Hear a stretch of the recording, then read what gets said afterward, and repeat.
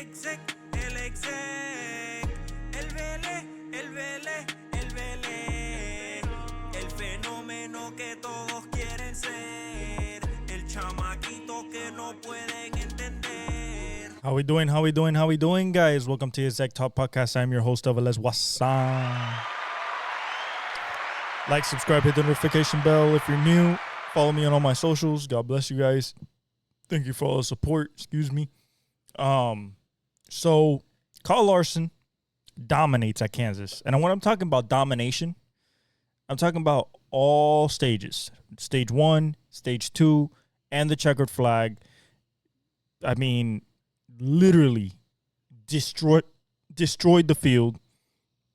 Gets his third win of the season, comfortably inside the playoffs, can go after wins at this point. Next for him is he was qualifying for the Indy 500 yesterday. He got into the show. I believe he's at 20th right now. He's going to go to Charlotte today. To North Carolina today to compete in the All-Star race at North Wilkesboro. The All-Star race doesn't have points. It's $1 million bonus.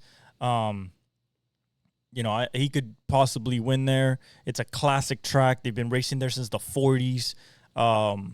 So that's today. But Kyle Larson, the big thing for Kyle Larson is next week he's going to try to go for the double again. Last year, he had a bad pit stop at the Indy 500. That, kind of soiled his chances. He was fourth. He was going for the win. He could have been there at the end, but he had a bad pit stop. Bad luck. He flies into Charlotte for the Coke 600, but then it gets the race gets postponed because of the rain, and then so he can't make it in time, and so he couldn't do the double. This year, he's going to try to do the double. He's starting from a worse place in the Indy 500. Last year, he started 7th, I believe, if not early, more towards the front, maybe 5th or 4th. This year, he started in the 20s, and then he's also going to go for the Coke 600. It is so hard to do the double. Only a couple people have done it, let alone finished it. To do the double and win would be crazy. To win the Indianapolis 500 as a NASCAR driver and then to go to the Coke 600 and run 600 miles and win there would be crazy. But I believe Larson can do it. Coming from 20th is something that is not impossible, but is very tough at Indianapolis, especially for only a guy that's getting his second time into the seat. I believe he can do it. I believe he has the people at McLaren that'll help him do it. Pato O'Ward is third right now on the chart, but behind Scotty Mack and Alex Palou in qualifying. The top 12 go for the lead, the pole today. So we shall see how that goes. But Kyle Larson dominates at Kansas, and then Max Verstappen, after qualifying second, passes Oscar Piastri in the first two corners at Imola. Just Piastri got a little too conservative coming off the going into turn 1, braked a little too early. Max just let it on the floor just a little bit longer. Passed him on the outside into turn 1, out of turn 2, and basically never looked back. Got lucky with a virtual safety car for Ocon. He DNF'd, and then a safety car with Antonelli. He DNF'd with both of them from electrical or mechanical failures. So they did not finish. And he got free pit stops on both of them. Then the lead was just too much to catch. Norris passed Piastri at the end in the last couple of laps to get second. Piastri gets third because he was on older tires. Norris had just pitted. Lewis on a brilliant drive from 12th to 4th. Excellent pit stop strategy when the virtual safety car and the safety car came. And when the virtual safety car came, he came and got mediums. He came and got hards. And then when the safety car came, he came and got mediums. And fought his way all the way to 4th. He could have gotten 3rd if he would have had 3 or 4 more laps. He would have gotten Piastri. He was catching him.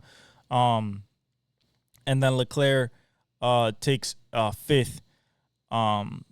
Monaco's next week. This Imola Grand Prix might have been the last Imola Grand Prix for a while or forever. This is the last year that the contract for the track was up.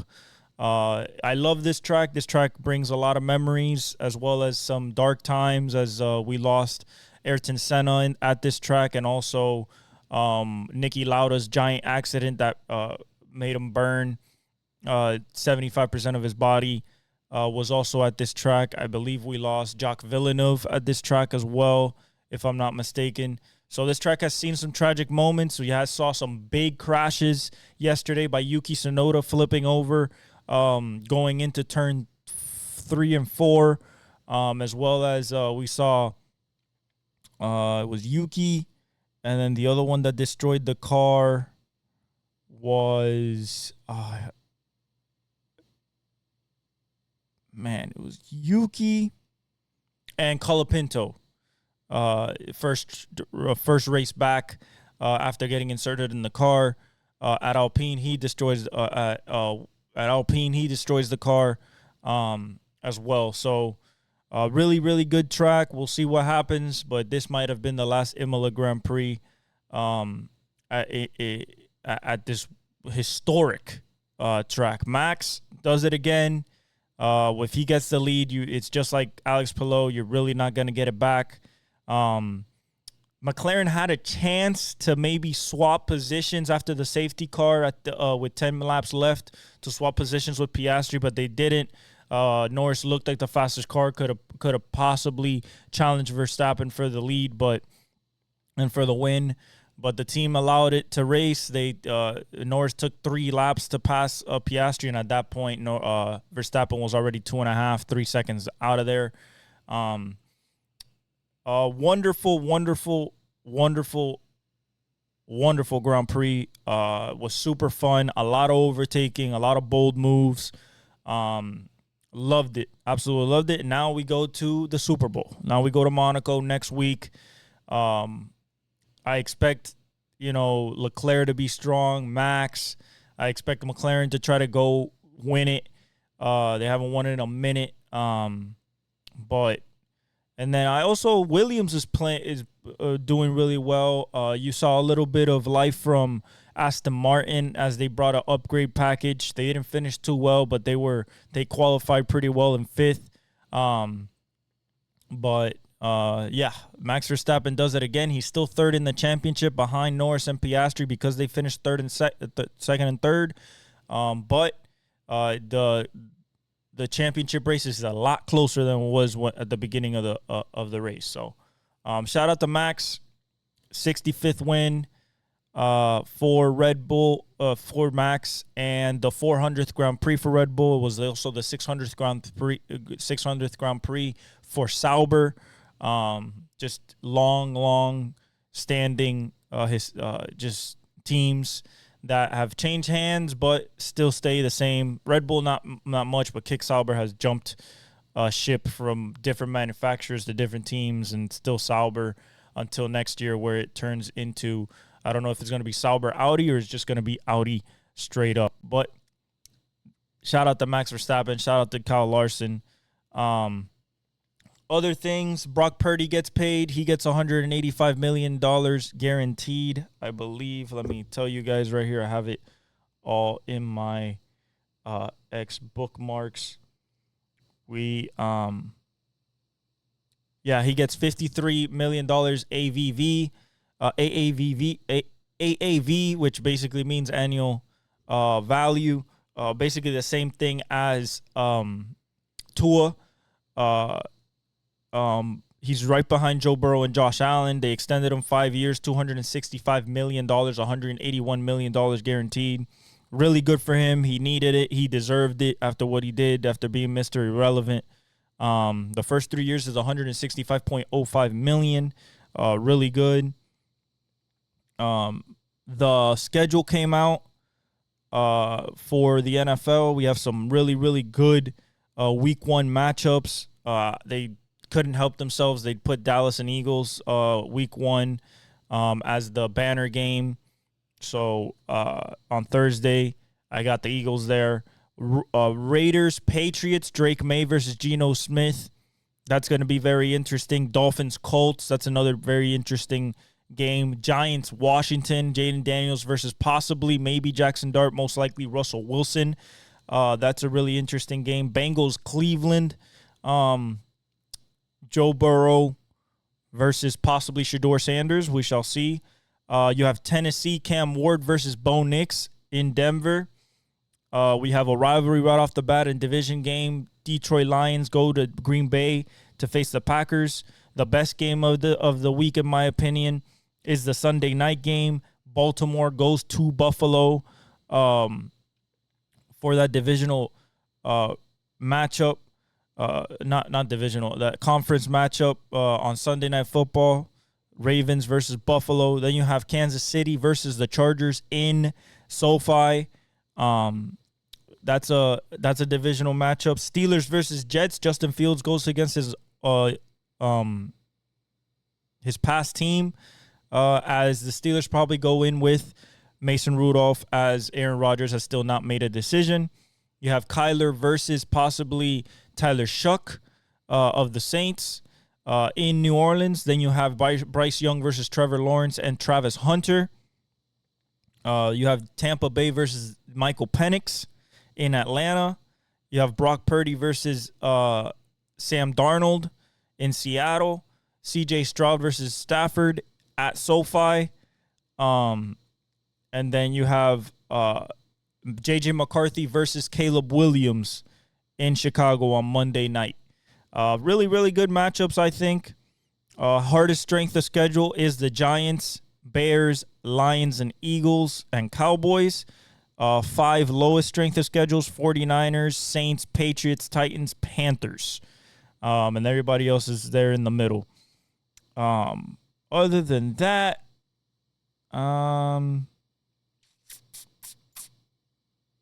Derek Carr retires. We talked about that past. Nick Chubb is not expected to return to the Browns because they drafted Quinshon Judkins. Mostly all the first-round picks have been signed. George Pickens to Dallas. Popovich steps down. Other than that, we have the PGA Championship going on right now. The final round. Scotty Scheffler took the lead yesterday. He's at 11 under. He has a 3-stroke lead over a bevy of different players. I'll tell you guys right now who's he's ahead. But he took over the lead yesterday in the last 9. Let's see right here. So it's 11 under. Noren's at 8 under. Riley's at 7 under. JT Poston at 7 under. John Rahm at 6 under. Scheffler tees off at 240 along with Noren, the Swede.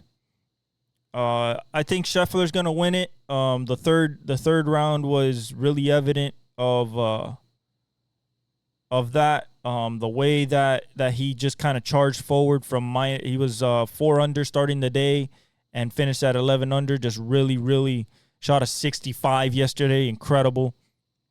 You could see Siwoo Kim, John Rahm, Vegas, who had the lead yesterday at -8, but unfortunately he dropped 2 shots in total. You have Bryson DeChambeau at 5 under. He could possibly mount a charge, but he's 6 back, so he needs help. But Scheffler looks like he's gonna go for his another PGA championship. Going after that career Grand Slam. I mean, Scheffler's just incredible, and the way he plays on Sundays is incredible too. So unless somebody chases him down, I doubt that anything will happen there. And we also have a Game 7 today in hockey. Panthers, Maple Leafs. Winner goes to the Eastern Conference Finals to face the Carolina Hurricanes. On the other side, you have the Winnipeg Jets versus I'll tell you guys right now. I think it's the Jet. Let me see. No, you have the Dallas Stars going to go face the Edmonton Oilers as they got rid of the one-time Vegas Golden Knights in 4-1. So it's going to be McJesus versus Dallas Hockey and Ratanen. And then it could be Carolina versus the Florida Panthers trying to defend, or could be the Maple Leafs with Austin Matthews. And then baseball, guys, once basketball's over once basketball's over, I'll get into baseball. Aaron Judge is having a great season. Ohtani's having a great season. We have some great pitching, some surprise teams. The Tigers are the number 1 team in the league right now. But we will get to all of that once basketball season is over. Other than that, I love you guys. Thank you for all the support. Like, subscribe, hit the notification bell. If you're new, follow me on all my socials, and I leave you all with the outro.